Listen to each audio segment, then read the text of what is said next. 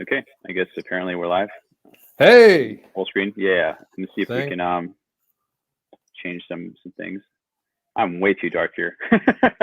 Not sure what's happening there, but oh well. No, that's good. You What know, can we're you do? kind of like good cop, bad cop here. I like that. You're the shadowy Dark Lord, and I'm the ray of sunshine that everyone has come to expect. Yes, I love it. So today our movie thing that we decided to do last time was both Wicker Man movies. This time it is Wages of Fear and Sorcerer. And Yes. I guess they're both taken from, I guess, the novel Wages of Fear. Is that correct? Mm-hmm. Yes, they are. The original Wages of Fear was 1953, and Sorcerer was 77, 78. I think so. Yes, I want to say 77. Yeah, I didn't get to do much like research on anything, unfortunately. But one thing I did see before I watched the movie was that it was like Sorcerer came out the same day as Star Wars, and I was like, oh Yes. shit. Yes, Like, yes. how do you compete with that? And it's coming from like a great director. He did The Exorcist and some other great stuff before that. But it's like, yeah, it's like no one knew about that movie because everyone was obsessed with Star Wars. It's so I really guess everyone slept on it. It's really fun to think about an alternate reality where New Hollywood does kind of go in the trajectory of Sorcerer, because it is kind of a continuation of that more nuanced, idiosyncratic direction that so many of those American filmmakers from that generation seem to prioritize, whereas Star Wars kind of picks up the mantle from Jaws of like the big summer event blockbuster. Yeah, and from Jaws we had Rob in there holding it down. Yeah. Oh my God, Roy Scheider. Yeah. Well, so I mean, before we get too much into Sorcerer, should we maybe talk about the original? Yeah, let's talk about Wages of Fear. Yeah, good call. Yeah. First, I do like.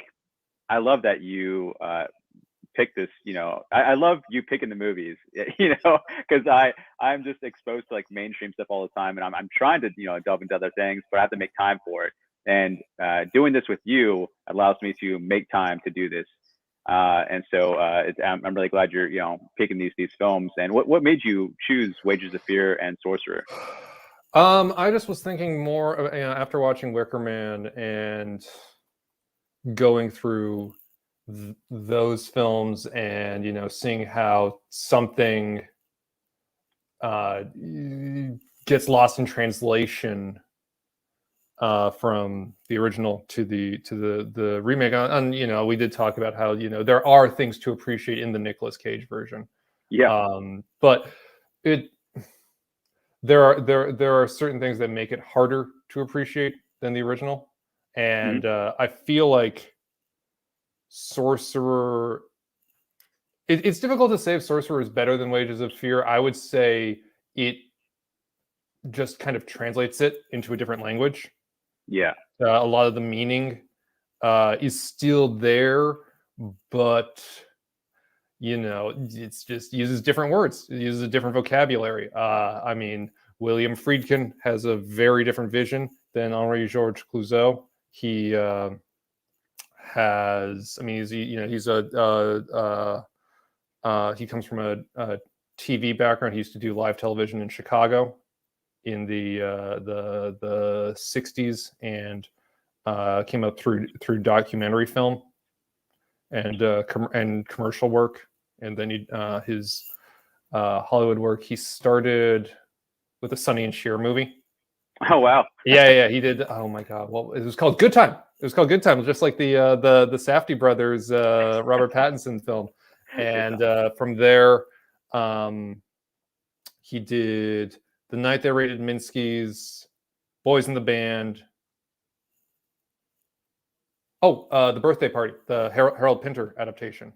Very, very Theater of Menace, kind of very, very scary theatrical story about these gangsters that come to a man's boarding house for his birthday and terrorize him. Oh wow! And then his big break came with The French Connection. With that's right. Yeah. With Gene Hackman and Roy Scheider. That was the you know, main part of the trailer. It was like, you know, first he did The French Connection and then The Exorcist and won like all these awards, and now he's traveling to like 5 different countries to film this, you know, Sorcerer. And I thought that was super cool. That was like a great like promo. Yeah, I know. Like, I mean, he's crazy. The after French Connection, obviously you mentioned The Exorcist, and Roy Scheider really wanted to be the priest. Oh man, that'd be and great. He didn't get it, and so there was a lot of tension between Friedkin and Scheider going into Sorcerer because of that. And you know, it was supposed to be Stacy Keach, I think, was originally going to be the priest, and then what is the guy that ends up playing the priest wasn't an actor; he was a playwright. Interesting. But he had written a play about lapsed Catholic, and Friedkin saw that and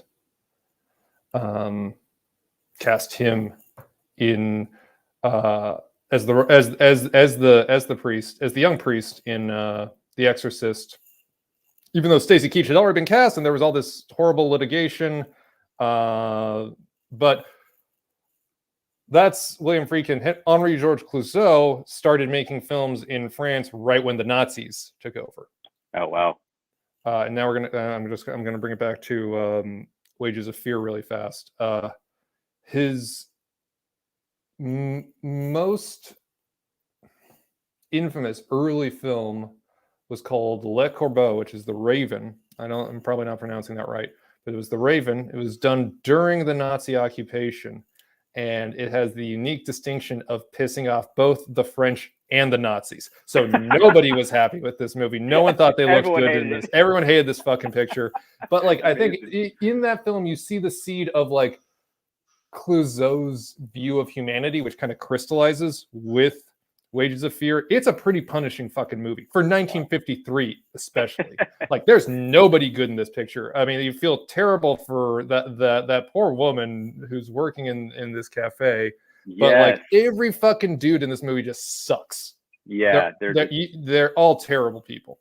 Absolutely. You know, yeah, I definitely felt really sad for that barmaid or like slave or whatever she was. You know, she was like stuck as a concubine to the bar owner. You know, and just everyone treated her like trash, including the guy that she loved. You know, it's just heartbreaking because she was so good looking. You know? I know. Well, that's actually she's also Clouzot's wife. Wow. Yeah. Great. Yeah, that's awesome. That's great. Yeah, she was wonderful. You know, I wanted to see more of her. She's in his other movies. The Room. Yeah, she's great. But I mean, talk about a slow burn. I mean, I think, you know. Yeah, dude. I started watching it last night, and I was so tired. And then I was like, I can't get through this. Like, I have to, you know, try it tomorrow. So today I was watching it at work, or tried to, but then my boss came in, and he never comes into work ever. And so I was like, oh great. Well, like, so I have to like, you know, start that later on. So when I came home, I had the plans to watch, you know, the second one, Sorcerer. You know, Sorcerer. And so my wife, you know, had interest in that, so we're gonna watch that one. We decided yesterday we're gonna watch Sorcerer today. Watched it, and and then at the end we still had some time before the show, so I was like, I need to watch like the last like hour of you know, the first one before the show tonight, and Wages of Fear. And so where I stopped was right before, like as soon as they got the trucks and they're gonna take off, and then I saw, you know, Sorcerer, and saw the whole thing, and then came back and saw like from that point on of Wages of Fear, you know, like when they got into the trucks.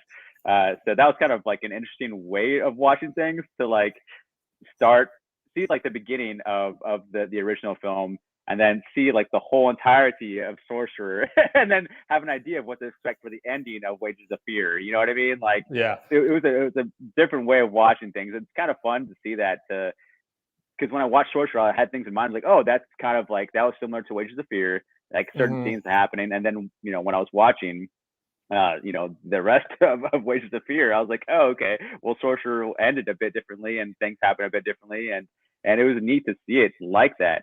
I don't Yeah, know, like totally. it just happened by coincidence. I know that was really confusing to follow. I didn't explain it very well, but it's like it was a very interesting way of watching it, man. I don't No, know, that's man. that's Like, great. I like that kind of like intertextuality. It's almost like you have like the fold out of a Mad magazine back where like you have one yeah, side totally. it's Wages of Fear, Sorcerer, Wages of Fear, and then you mix them together and you get one thing.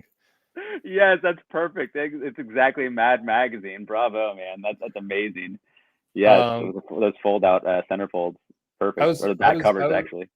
you know it's so visceral, and I didn't realize this going into Wages of Fear. I'd seen Sorcerer pretty recently.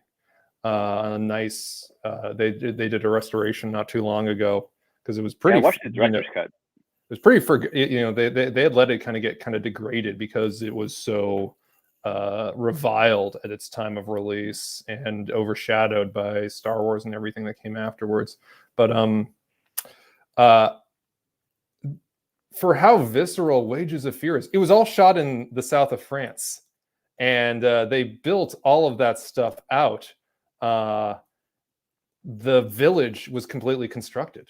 They just Wow. built that shit for the movie, and you have to wonder, like, oh my god, like they had to dress people up like Indians and put them on like the side of the road and shit. Like it's real movie magic because like you feel like Yeah. you're in South America. It's horrible, but like Yeah. there's a shot early on that's always kind of blown my mind. These movies, I don't think they were shot with. I don't think I'm just speaking out of speculation here. I don't. I Hmm. tried to find an answer to this, and maybe someone else knows. But like, I'm pretty sure it was shot with one camera. I don't think they had multiple setups. But there's a scene very early on when an airplane goes over the village, Hmm. and you cut from a couple of different angles, so you see the shadow of the airplane traveling over the city, like or over the town. They had to run that plane over the fucking set again and Over again and to get over and the shot. over. Yeah. It's really a wonderful attention to detail. Um, just like black and white fire is just so scary. Yeah, yeah, absolutely. I have a huge appreciation for films in black and white, and I'm glad. I guess people are starting to make more of them nowadays. Before you didn't have a chance of having your black and white film shown in theaters, and now like a good hand of like indie films, happen to be popping up in theaters, and that's nice to see. I Yeah, really no, like just totally. that. They got Kenneth Branagh's new movie Belfast is in black and white. The new Joel Cohen Macbeth is in black and white. Zack Snyder's Justice League you can see in the black and white version on HBO Max if you're interested in that sort of thing. Also in the 4:3 aspect ratio, so it's kind of the same thing as watching The Lighthouse. Right, right. I do want to give Uh, a shout out to our YouTube chat. We're live on Famra right now. Thank you to our sponsors on Famra, by the way. I should have said that at the beginning. So you can check us out on the Famra app. It's a lot of fun and interactive, but also our YouTube chat. We're live streaming there as well. And our homie in the chat, Gore Vidal, he says the original Diabolique was fantastic. It was remade with the beautiful Isabelle Adjani, but oh even my he god. couldn't save it. And then also he said one camera seems right for many of the French directors of that era. Godard would make it an art form a few years later with Breathless. Very Oh cool. yeah. Yeah, Gore Vidal's a great homie. I love seeing him in the chat. Hell I yeah. think you and Mike and Gore Vidal would get along swimmingly together. You guys are fantastic. So I loved Myra Breckenridge. That's a Gore Vidal book. I'm sure it's not the same Gore Vidal. no. Yeah. He just has a huge appreciation for great art and great comics, and I love Gore Vidal. Hell Always yeah. great seeing him. Hell yeah. And also, Gore Wow, Vidal from Isabella Gelatin. Adjani was in the remake. That's great. That's I know. any movie with Isabella Adjani can't be half bad. She's in Possession, which is one of the all-time fucking great movies. I mean, you got to be fucking crazy to try to remake that one. But I don't know if you've seen that one, Jay. But it's like There's a review about it that says like there's many films that feel like they were made by crazy people, but Possession is the only movie that feels like it itself is insane. I mean, the whole thing is twirling. Wow. The camera, the sound, the performances, everyone feels like they're kind of like pitched to 11 on like they're on like some really weird drug shit.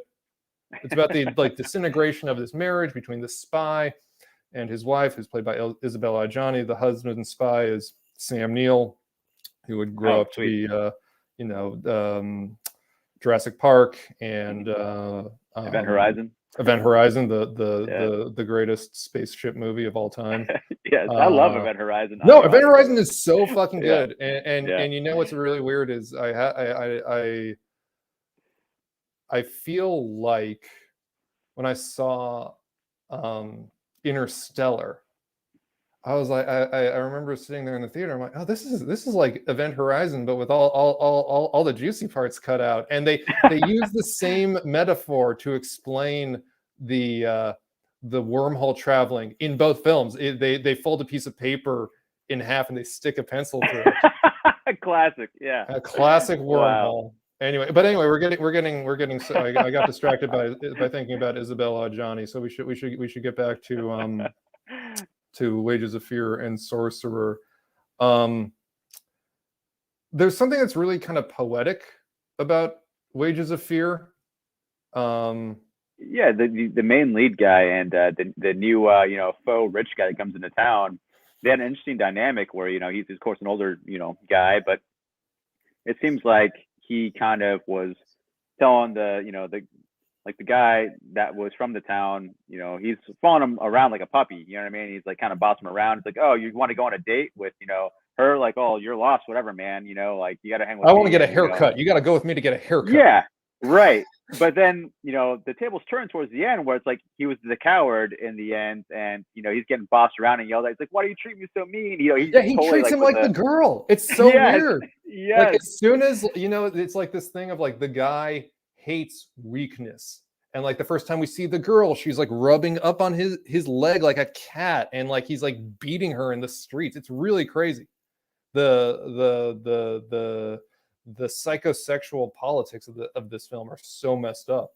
I guess I was thinking like about how they talk about Paris, and he has his little metro ticket that he's framed as this is the only thing he has of his before life, but you don't really know where everyone, like why anyone's in this town. This right. The blonde guy that looks like a Hitler Youth, like he talks about like being pushed around by the Nazis. Everyone seems to fetishize death. Like it kind of reminded me of the Sartre play No Exit in that regard. Like it's all these people that are just stuck in this zone. Yeah, it reminded me of like I guess Dubai.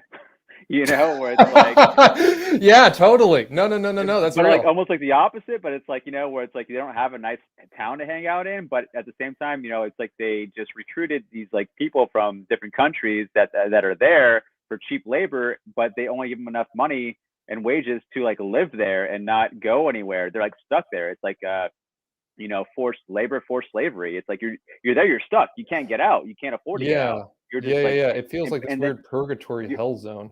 Yes, yeah. Like with Dubai in particular, you're on a work contract. Yeah, they take your passport and shit.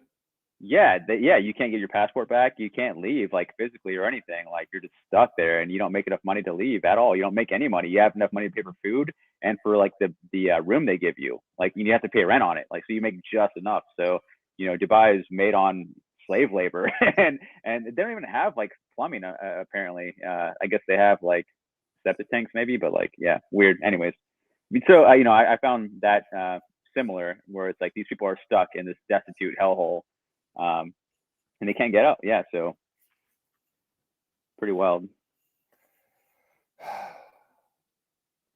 I think there's to go back to something we were talking about. Mm-hmm. Oh shit, Gore Vidal. Yeah, man. People are hell. I agree. That's great. The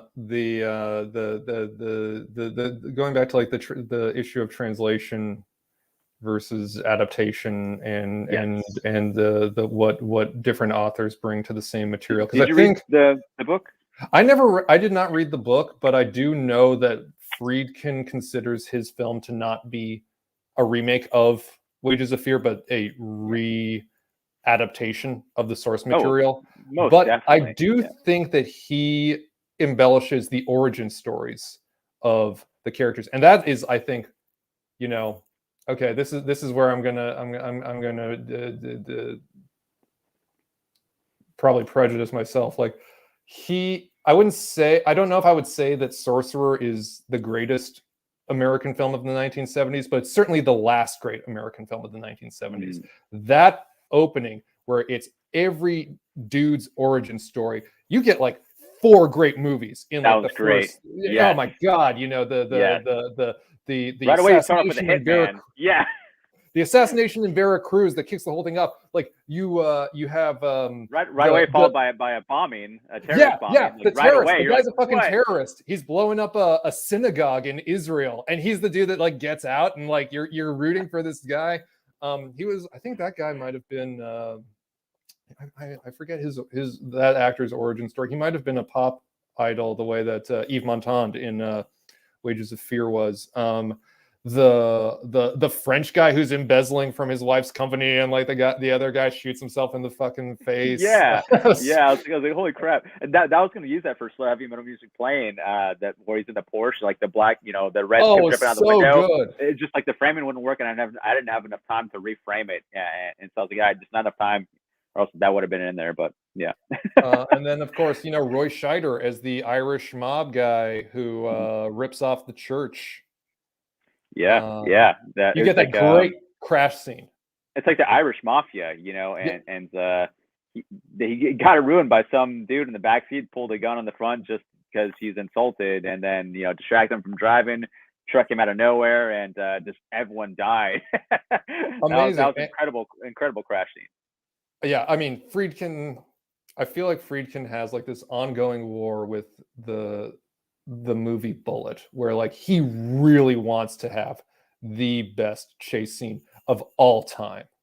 He really wants to go. I mean, and he makes a concerted effort with each of his major films. From French Connection, the chase scene is incredible. To Live and Die in L.A., there's an amazing chase scene where they go on the wrong side of a freeway here in Los Angeles. Jade, which is a late period erotic thriller that he made in the 90s with David Caruso, is a great fucking chase scene in that one. That's great. And I feel like in some ways, like Sorcerer is kind of like a weird inversion of this obsession where like he's like, okay, I need to make the slowest vehicle thing I could, where the thing is just inching along. Well, I'd give that award to Last Jedi. I'll take your word on that one. I somehow missed that one. I don't recommend it, but it's the slowest chase scene in all of cinema, and you're like, oh my god, why are they still going so slow? Yeah, and it goes on the whole entire movie. But so yeah, going back to this weird ongoing one-sided feud with the movie Bullet. Steve McQueen was who he originally wanted for. Oh, that's awesome. For the Roy Scheider part, and Steve was going to do it. Steve was going to do Sorcerer. But there were a number of reasons why he ended up dropping out, but a big one was Steve was with Ali MacGraw, who he starred in Sam Peckinpah's The Getaway. And Steve was, was a little bit older than Ali, and he didn't want to leave her alone to film this movie in South America for a long time. So he was like, okay, can we film it, on sets here in the States? And Friedkin said, no, we have to film it in the jungle. We got to film it in the fucking jungle. We got to do the real thing. And he said, okay, well, can we write, a part for Ali in this movie so she can be there on at least, on set, and, maybe we can even give her a producer credit. And Friedkin says, absolutely not. This is my fucking movie. There's no part for a woman in this. It's four hateful men in these trucks in the jungle, and that's it. And and McQueen, understandably bowed out of the project, and she could have been the bar lady, Yeah, could have been the bar lady, and I think if you read Friedkin's memoir, the Friedkin Connection, he really regrets that decision. He thinks because Roy Scheider's really good in this movie. He's a good fucking actor, and like that last slow zoom in on his face in the bar when he's just so devastated, he's so fucked up after this journey, and the camera just that's that was right before the mafia guys came in to get him. Yeah, totally. Right before he dances with the bar lady at the end, like he's this man is broken. Like death is coming as a friend to this guy. Right. Yeah, good call. But there's something to be said for having a movie star in these kinds of films. The audiences respond to it in a different way, and someone like McQueen can really command that kind of screen presence, or that kind of audience engagement. People in the seats. Yeah, absolutely. Yeah. I mean, he was a huge star back then. Totally. Do you think if that would have happened, do you think people would have actually had that movie in more theaters as opposed to just taking every movie out and just having Star Wars in every single screening room? I think they would have. I think I want to say yes. I want to say that things would have been different. Because as a result, what ended up happening was you had this really, for at the time, this was an expensive picture. And you had 4 leads that no one in America, well, I mean, except for Roy Scheider, 3 of the leads no one in America knew. Right. And Roy Scheider is not Steve McQueen, good as he is. So you have a situation where they put a lot into this movie because The Exorcist played for, however many years straight. And they wanted an Exorcist hit, and even the name Sorcerer is kind of echoes Exorcist. It's this kind of magical character. And it's like the name of the truck on one of them. That's how they sneak it in. But like it was the one that exploded, right? Is Sorcerer the one that explodes? I think it was. Yeah. I know that like Friedkin said that he was very interested in the idea of fate in this film. How like all these, there seems to be this thing that's drawing all these dudes together into this jungle backwood where they all have to go through this horrible gauntlet. And it was very important. No, sorry, go on. It's like proto Final Destination. Yeah, no, in a fucked up way it is, I mean, we don't, we as humans, I feel like there's a part of our brain that kind of like stops us from thinking this, but like our lives are kind of Final Destination. There's something, there's always going to be something at the end of this journey that's, gonna, it's not necessarily going to be a bed of nails that, you sideshow Bob walk into, and but it could be. You don't know. Yeah, you don't know. Yeah. So Gore Vidal and anyone else out there listening, watch your back tonight. But there was something about I want to again, hype up like there's no likable character in this movie. Everyone's horrible again, which is a nice thing to bring back from the original. It's not like I think one of the problems with The Wicker Man that we saw was they tried to make the cop likable in the remake. Right. They try and like that so doesn't work. Like the reason why Wicker Man is so good is like you like the townspeople and you hate the sexless cop. You hate this fucking this virgin cop, this eunuch virgin loser. You're like, yeah, light him up. On everyone. Yeah, fucking spark it up. But with Sorcerer, you don't get that. Like, I mean, my first thought as soon as it cut to South America, I was like, there's gonna be a fucking Nazi in here. We're gonna see a Nazi, and boy, did we ever. Friedkin said something interesting that I think,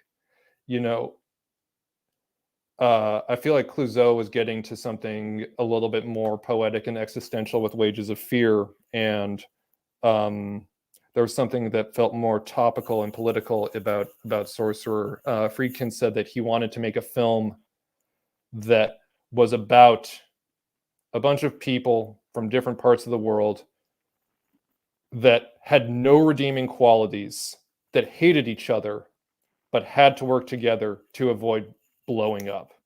And he said that that was how he saw the world. That was how he saw humanity having to work together in the 70s to avoid mutually assured destruction. And I think there's something really lovely about that. Definitely. Also, a fucking banger soundtrack. I think the first score, Tangerine Dream. So Tangerine good. Dream. Yeah, wonderful. That's amazing. Yeah, that I was wonderfully surprised to find that out. I was like, oh wow, Tangerine Dream did a whole entire soundtrack of this. Is incredible. Yeah, well, they went on to have quite a scoring career. I mean, they did Thief. They've done a lot of put them up there with like Goblin of like out of the greatest. Oh like, soundtrack bands. They did Miracle Mile. You ever seen Miracle Mile? I think they did Miracle Mile. Miracle Mile is a trippy movie. It's about a very specific region, zone in Los Angeles, where there's like a museum and these massive kind of like monolithic condos. Okay. And tar pits. We have these bubbling pits of tar in this one zone called the Miracle Mile. And the movie starts and it's like this kind of like meet cute romantic comedy where like this guy meets this girl and her goofy grandparents and they're going to go on a date to the museum and they meet at the tar pits. And it takes a turn. And then they introduce it becomes a movie about nuclear holocaust. So it's Tangerine Dream does the soundtrack, and I remember it being quite good. A lot of faces melting and eyes exploding, and it's kind of I feel like the vibe of that movie is almost like Punch Drunk Love meets Repo Man. Sweet. Okay. So that's fantastic. But yeah, Tangerine Dream, and not enough nice things could be said about their score, and I think Friedkin saw them playing a concert out in like the woods, and he's like, "Oh, these guys! That's how I found out about them. These guys could do it. These guys got it. They're coming in." Yeah, that's amazing. Like, what are the odds? Like, why were they even in the woods playing? And what was that show? That's really cool. I'm sure it was great. Like, why was he there? Yeah. I mean, Friedkin. I mean, he was just untouchable after The Exorcist. Oh my God! Like, yeah, everyone in Hollywood, kissing his feet, and they're like, there's in his memoir, he talks about the day after. I don't think they did previews for this movie. I think he was so powerful. He's like, no, we're just gonna fucking put it out there, and like everyone in the studio was pretty all right with the movie. They're like, yeah, sure Billy, whatever you want. And he talks about walking. He had a very long driveway as a big shot Hollywood director from his house to the curb where the newspaper lay, and he walked down the day that the movie premiered in theaters, and he opened up the page to read the review, and the headline just said, "What went wrong?" And he said, every step of walking up to his house, like his feet got heavier, and he's just like, "Oh my God, what?" Oh my God, oh, that sucks. Poor guy. Yeah, that's unfortunate. That is unfortunate. I figured he was gonna. I thought you were gonna say like it was gonna say like Star Wars, like no mention of his film whatsoever. And he's like, oh no, the film was hated. Everyone dunked on this picture, which is I think really a lovely little film. Yeah, absolutely. I think it stands the test of time. Where I think most people do love this film. It's like a hidden gem now because I think most people have a lot of reverberation for it. Mm-hmm. Yeah, it was great. My wife loved it too. She wanted me to tell you 2 thumbs up. Oh, great, wonderful! I'm so pleased.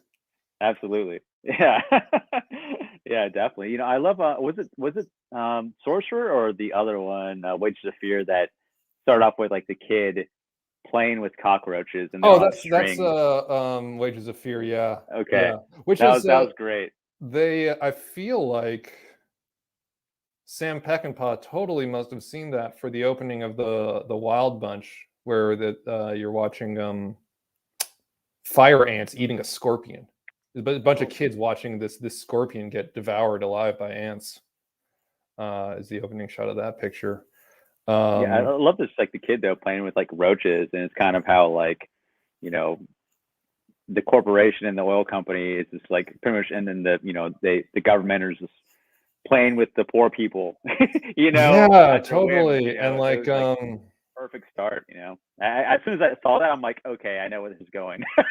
And right yeah, away, totally. I saw the subtext like right away. I'm like, okay, I know what to expect now. Yeah, the tied up cockroaches and like the building that like has never been completed. Like it feels like you're, you know, all these very potent symbols of humanity and our foolish little dreams. And like failed capitalism along the way, you know, Mhm. and just destroying of like the lower class.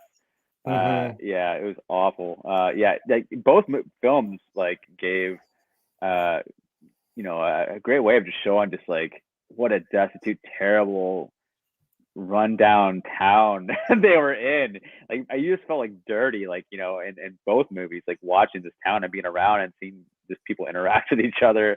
It was just Mhm. awful. Yeah, no, Felt it so doesn't sad for feel everyone. good. It doesn't feel good to be alive and in this world. I mean, Jesus. Um, yeah, I mean, Clouseau, I know, went on to have a really splendid career making, you know, films like Diabolique. Um, I feel like he was going to do. There was this long gestating project. I think this was him. He was going to do this film called Inferno that never got finished, but it was a color film. It was very psychedelic in its vision. But you know, Friedkin is still alive. Friedkin, you know, is still making pictures. I mean, I think his. I don't know if it was the immediate. I think it was the immediate follow up to this was Cruising. Have you ever seen Cruising? No, I never did. No. So Cruising is Pacino as an undercover cop. There's someone is murdering a serial killer is murdering dudes in the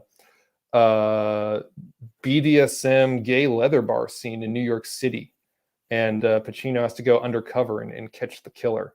And at the time, this again, like similar to Sorcerer, it was reviled, and the gay community was they were pickets of the set. Wow. People would come with signs. They would throw things at Al Pacino and William Friedkin. Was it because they think the movie was like saying that they were a violent community or something? Or No. It was, you know, it was not so much that. It was that, you know, in the 70s they wanted to, because I think they were filming it in 79. It was they wanted to, you know, assimilate more, and it was like, no, you know, we're not all, you know, we're not all into this, you know, but now it's actually the community really champions this picture because it's kind of the only document of what that scene was like before AIDS hit. Interesting. Yeah. And because Friedkin, you know, it is yeah, he does so much research, and he's able to pull these cards. Like he got in with the Italian mafia who owned all those clubs and got them to let him film in them. And cool. they, you know, they didn't they couldn't show some of the more extreme stuff, but you know, you watch you watch this film and you're like, oh wow, so like that's what that scene looked like. Oh, there's a great gag. There's a wonderful gag where the Pacino goes into one of these clubs, and he's you know, the undercover cop, so he's, you know, trying really hard to fit into this community, but he didn't get the memo that it's precinct night at the club and everyone is dressed like a sexy cop. It's such a good gag. That's a great gag. That's amazing. Robert else is around the same time as Cruz and Diane Keaton started looking for Mr. Goodbar about a school teacher who was cruising for sex, another controversial film with a horrific ending. Oh Very nice. yeah. Damn. Shout out Diane Keaton. Unapologetic Woody Allen stan Diane Keaton. Yeah. Yikes. I guess that's everyone has their hill, and that's hers. She just refuses to leave that hill. No, yeah, I guess from my cold dead hands, from my cold dead hill. Wow. Yeah, I didn't know what to expect from watching these two films, and I think I ruined it for myself because I watched the trailer and I was like, okay, I think I know what to expect. And I think it was lived up to my expectations, but it did exceed them in some ways. And I love how each one was different in their own ways and yet similar. There's a lot of similarities and a lot of differences, and they're both really good. I think the general consensus of what I've seen is like I think most people have seen Sorcerer as opposed to the original, and I think the Sorcerer fans that found the original, a good bit of them thought that thought Wages of Fear was better, and some reason, and I think I'm not sure particularly why those people's reasonings of why they think it's better, but I saw a good amount of people, I guess, just online, just scrolling and reading comment sections like, you guys see Wages of Fear, but I understand why, and I just really have appreciation for both, and I can't top or say that one's better than the other because they're both really good in their own great ways. Yeah, they're so different. I think that also, I mean, we didn't talk about this. The use of color in Sorcerer, I feel like, is so important, particularly at the end when it the journey becomes kind of really psychedelic after the hitman gets shot and they're driving through that weird fucking landscape, which I think is somewhere in New Mexico actually. So there's cruising left and right. He's like in South Texas, listening to Paul Wall or Mike Jones. Yeah, exactly. DJ Screw. He's like left and right. Yeah, totally. He's on syrup, the room's swirling. Oh my god! See, this is why there needs to be a third remake, or third adaptation of this book. They need to reboot it, and they can get starring Young Thug and Young Thug and Paul Walker. So hologram Paul Walker in. Sure, why not? Yeah. You get I think a hologram, only holograms for this remake. The whole hologram Paul Walker, hologram Rodney Dangerfield. It's so funny you say hologram Rodney Dangerfield because I was listening to some guys talk about the newest Ghostbusters movie, and they had hologram his name escapes me right now. The one that passed. Harold Ramis. Thank you. They had a hologram him in the movie, a CGI him, and someone on Twitter said, "Hey, let's remake Caddyshack, and then we can have 30-year-olds or 40-year-olds saying they were crying during the movie or whatever during the gopher dance scene, and have a CGI gopher, and I was like, yeah, we should have a zoom in of Rodney Dangerfield's goofy ass little golf bag, a really close up of that for nostalgia, and have a CGI Rodney Dangerfield saying he gets no respect, but in the shop buying tons of gopher plush dolls, but that's hilarious about holographic and Rodney Dangerfield. That's so I think the world's ready. I'm trying really hard to make hologram Rodney Dangerfield into a thing.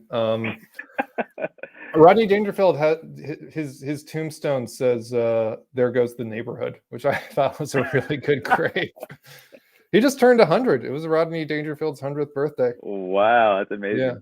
Yeah. Go over that with another chat. This is a friend of mine who is a huge Star Wars fan. Can't believe Annie Hall beat out Star Wars for best film at the Academy Awards. Hollywood loves pedophiles. Go figure. Remaking some of these films is a huge mistake. Just look at Bad News Bears. Oh yeah, I mean that. Bob Thornton. That one, yeah. But it's weird though. You bring up the Richard Linklater Bad News Bears remake. there's some there.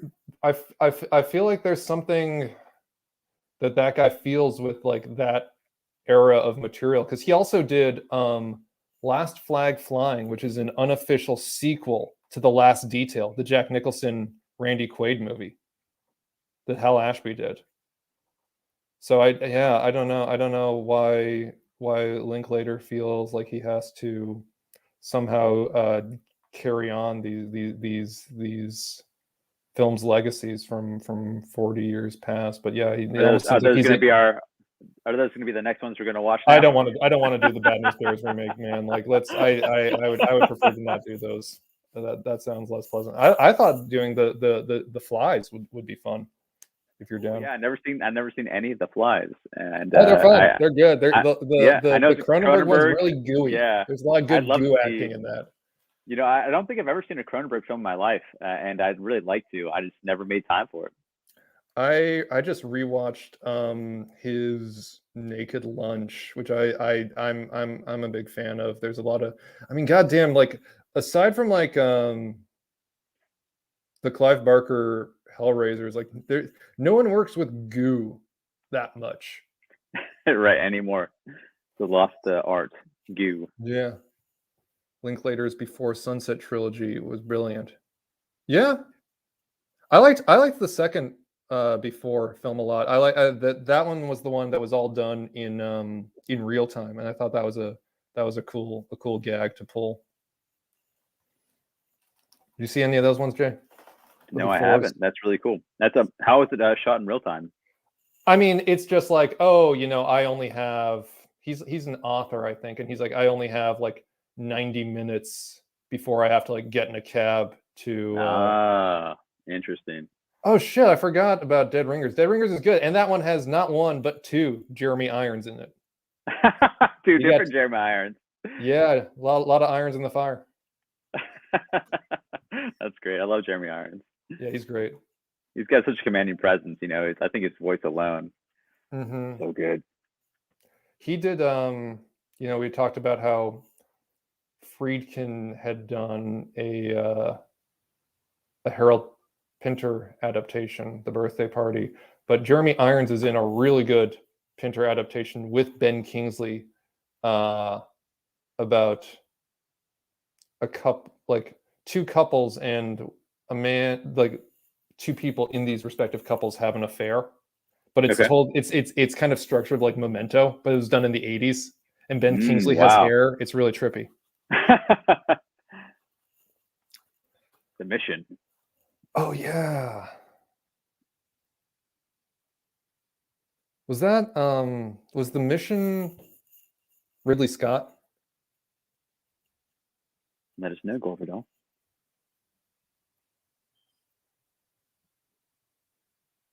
Betrayal. That's the one. Thank you, Corbeau. There we go. Kaboom. He's a master of all art, man. I love Corbeau so much. Damn, fucking coming in clutch. Yep. He's a clutch player, man. I love Corbeau so much. He's just one of the best people out there on YouTube. Have you been watching anything else good, Jay?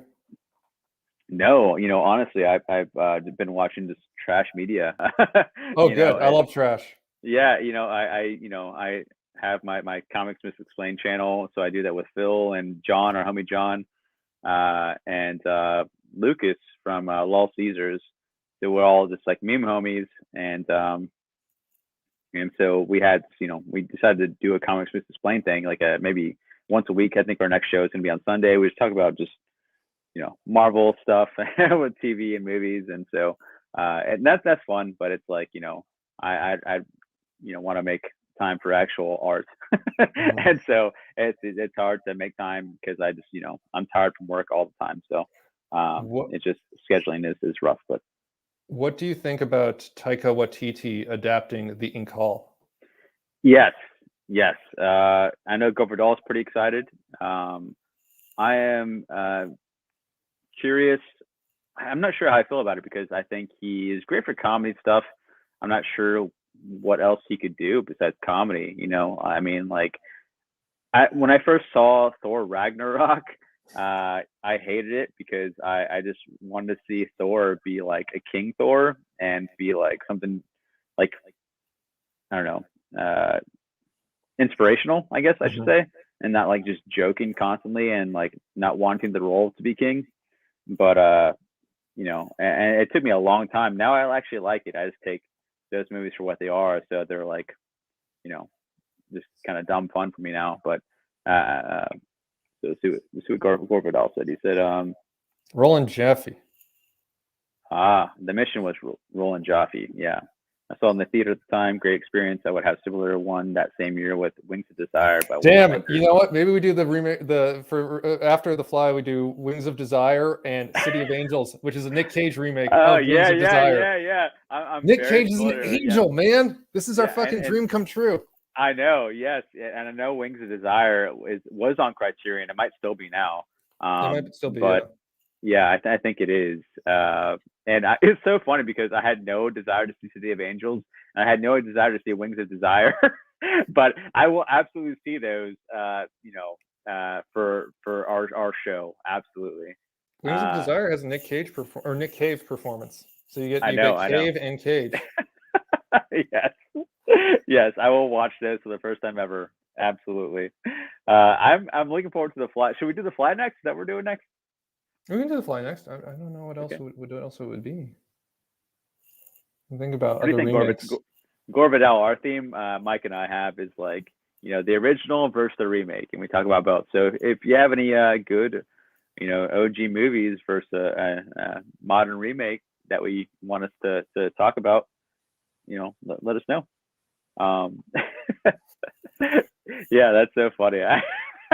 Now I'm just like really laughing just as a thought of Nicolas Cage as an angel, and really Meg Ryan was the co-star, I think. Yes, yeah, it was Meg Ryan. Gotta love Meg, America's sweetheart. We could do You've Got Mail and The Shop Around the Corner, which is. I didn't know that was based on something prior. Oh yeah, dude. Wow. I mean, it's not about email, but it's about it's a similar gag. I mean, You've Got Mail is like a singularly fucked up movie. I feel like that there was like some sort of like social engineering conversation at play where they're like, if you think about like the time in which that film came out, like there was every fucking Time magazine cover around that time was like, the horror of the computer, like there's like there's going to be like pornography spiders were going to like break out of your screen and like attack your children and like beat you up and mug you. But like I feel like they like made that movie to be like, oh no, like Tom Hanks and Meg Ryan use the internet, and like he's the internet's okay.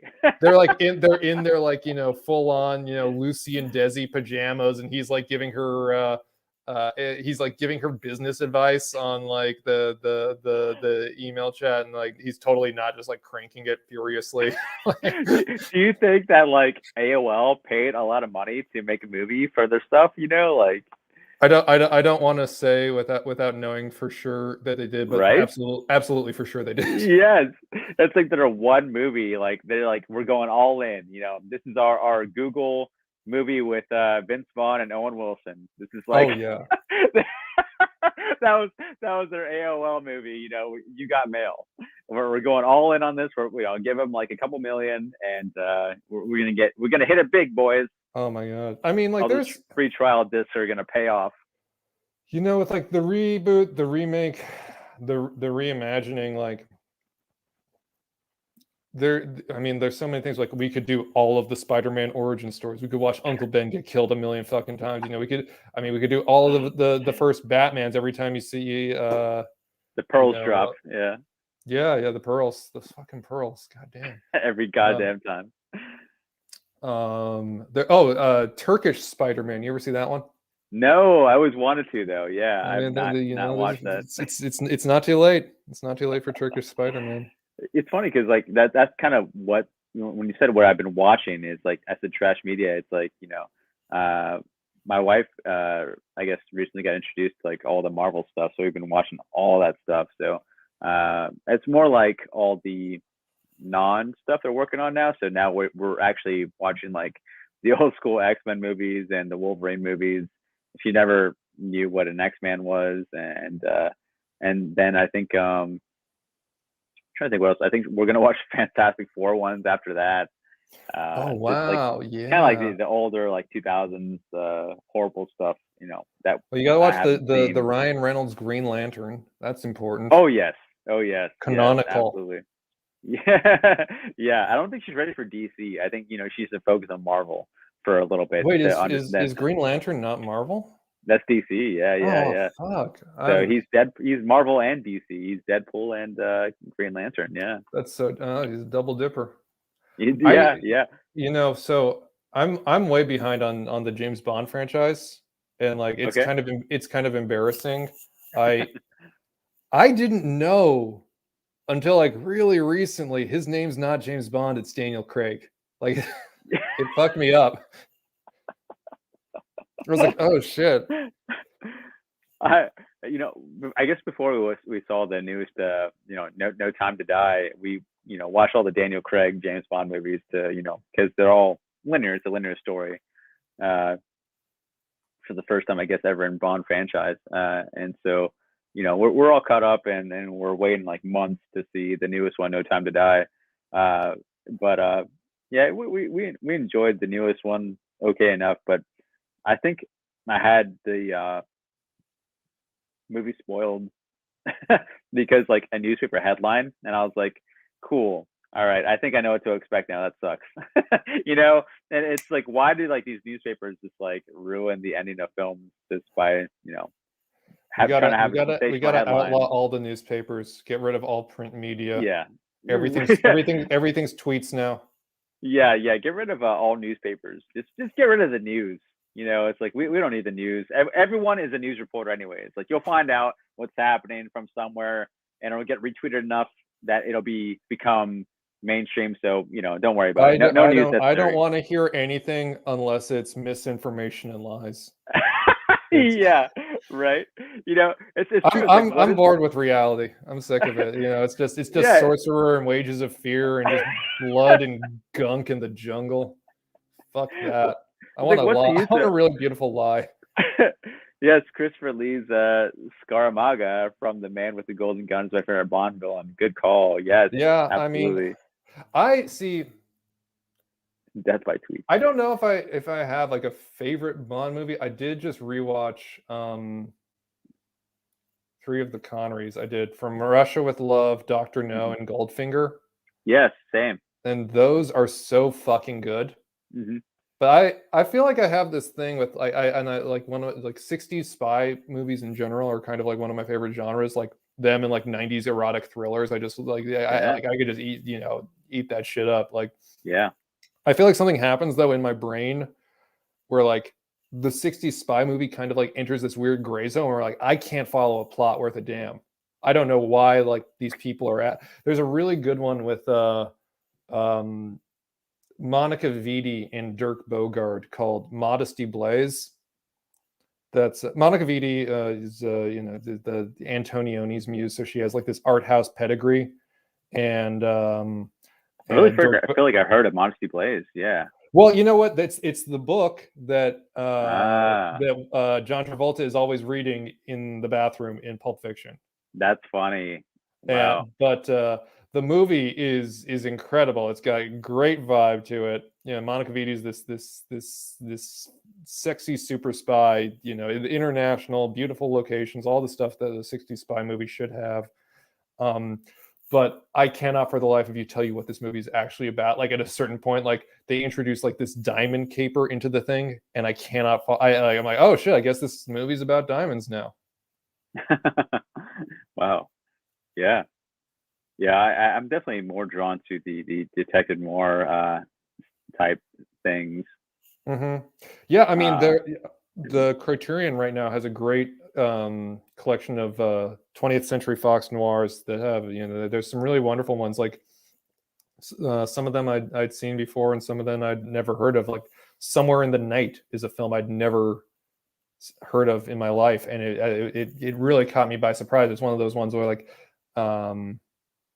so many of these films are about the war, and like this one is about this guy that it's one of those great plot mechanisms where it's a guy has amnesia and has to uncover the mystery of who he is, but along the way he's like, oh shit, I was like a bad dude. Like, right. Yeah. which is a great setup. But they also have Nightmare Alley, which is probably the darkest film noir that 20th Century Fox ever put out, and that's being remade right now by Guillermo del Toro. That one's going to Oh, drop wow. Christmas time, so that's Yes. something you can take Yes. your family to. And he said there's going to be no magic or mystical creatures in that, apparently. So we'll see. Well, it is a carny noir, and Yes. it's they got geeks. The Man Who Came In from the Cold. That's a great picture. That is a one Bloom. that's a great one. And that one, I feel like I love those kinds of spy movies too, the ones that show you how kind of boring and tedious and draining being a spy can be on the spy. The unglamorous spy film, Tinker Tailor Soldier Spy, came out a few years ago. It was kind of like that too. I think it was the same writer who wrote that and The Spy That Came In From the Cold. Did you get to read? I guess Tom King came out with a new comic called the Human Target, based on the old like 60s, 70s character that he, I guess, brought back for a new series, for a new, like, I guess, mini series. Human Target. I read the first issue. I think there's 2 issues out now, but it was interesting and pretty good. It's more like, I guess, the guy is like, he knows his client is going to get assassinated, and he impersonates them and gets assassinated, and then confronts them after the assassination. And that's kind of a fun premise. And has I forget the artist, but yeah, it's pretty good. It's a fun premise, and it's an old, almost like a mid-century modern character. So you have great set designs, great art in there. It's fantastic. First issue. That sounds great. I love. I know we've talked about. You have Shade, the Incredible Changing Girl, but right. There's a great plot in Shade, the Incredible Changing Man, where a Sphinx appears in Dealey Plaza in downtown Dallas, where JFK was assassinated. And I don't know if you remember, like in the story of Oedipus, the Sphinx asks a riddle, and if you can't solve it, the Sphinx eats you. Yeah. And the riddle that the Sphinx asks is, who killed JFK? And the Sphinx appears like a giant JFK with a fucking bullet hole in its head. It's really scary. And spoiler alert, the punchline of it all is, the answer is, we all killed JFK. Interesting. I like that comic a lot. I think there's something. And what comic and issue was that? It's in the first trade paperback of Shade, the Incredible Changing Man, called The American Scream. Because the whole that one, the villain is like this collective madness of America, which is really fun. Fantastic. Because we're on YouTube right now, Mike, you just made your own comic recently. You yes. wrote it, you penciled it, you inked it, you colored it, mm-hmm. You did everything. One man project, the whole entire shebang. Yes. Graphic novel, right? Yes, graphic novel. Yeah. Do you want to talk about it? Say how long it is, or maybe give a little synopsis for Gore Verdal? Yeah, I'm still trying to figure out what the publishing route of this is. I don't know if it's going to end up being self-published, or if some benevolent force is going to come and take away all the unglamorous work I don't want to do. But it's true crime. It's about my hometown of Hollywood, California, and a dangerous doomsday cult that occupied this zone, and just kind of the enmeshing layers of spirituality and showmanship and make believe and murder. It's 112 pages, fully colored, and I hope to get it out in the world soon. Yeah, absolutely. I started reading it. I got maybe like 20 to 40 pages in, and then I lost track, and I had to prioritize of like meetings and engagements of things I had to do. And I've been meaning to get back to it. And also, you're a director, You've made a good bit of music videos and short films, and Yeah, a couple of features too. Yeah. Yep. Yeah. Yeah. The my last film, Sad Eyes, is going to be playing in Chicago at the Blow Up Art House Film Festival, named after the Antonioni movie. And yeah, I'm very excited for that. And then I am in post on my new film, which is called Your Heart is a Dark and Rotten Place. That's And great. it's a film about friendship, and it's a horror movie. Wow. Yeah. So a lot of projects going on simultaneously. Now, Sad Eyes is the one you gave me the password to watch, right? Yes. Okay. Yeah. Okay. I promise to watch that soon. I have yet to have the time. I've just been a busy boy, unfortunately, and that makes me sad because I want to enjoy things that I want to enjoy and haven't made the time to. You'll So get around to will. it eventually, I'm sure. I will soon. I promise. I promise you, because you're my homie, man. I love talking to you. I hope we can make this a regular thing. Oh yeah. And I definitely want to see everything you put out. Absolutely.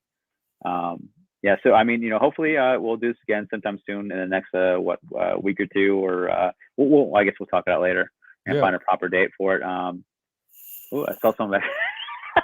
That was my partner walking in. Love it. No, Jay, this was great. Thank you so much for hosting this, for putting this together. I also want to give a special shout out to our friend Gore Vidal, coming in clutch. Yes.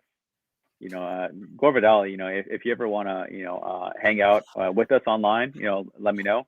You have my email address. I don't check it very often, but when I do, you're more than welcome to hit me up and, hang out with us if you want to, man. Open invite for you all the time. So I guess we'll end up the show. Thanks for everyone hanging out on Famra. Thank you to our sponsors on Famra.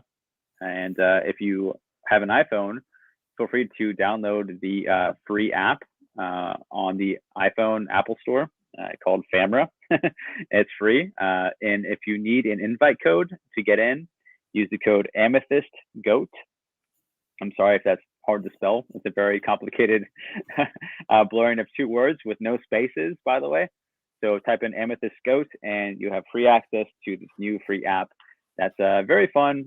You get to use different environments inside there, and it's entertaining. And I recommend it for all ages. Even if you have kids or grandkids or what have you, I think everyone can enjoy the app. So Jason's on the app. I'm on the app. That's right. It's great.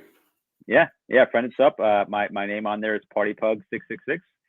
Mike is Mike Heresy on there. Add us up, and if you want to hang out on there, we can wrangle something happening on there. So all iPhone users, check out our sponsor Famra. Thank you again to Famra, and thank you, Mike, so much. Thank you, Gore Vidal, and we'll do this again sometime soon. I think maybe. When are you thinking? You want to give a little guess of when we could do it again?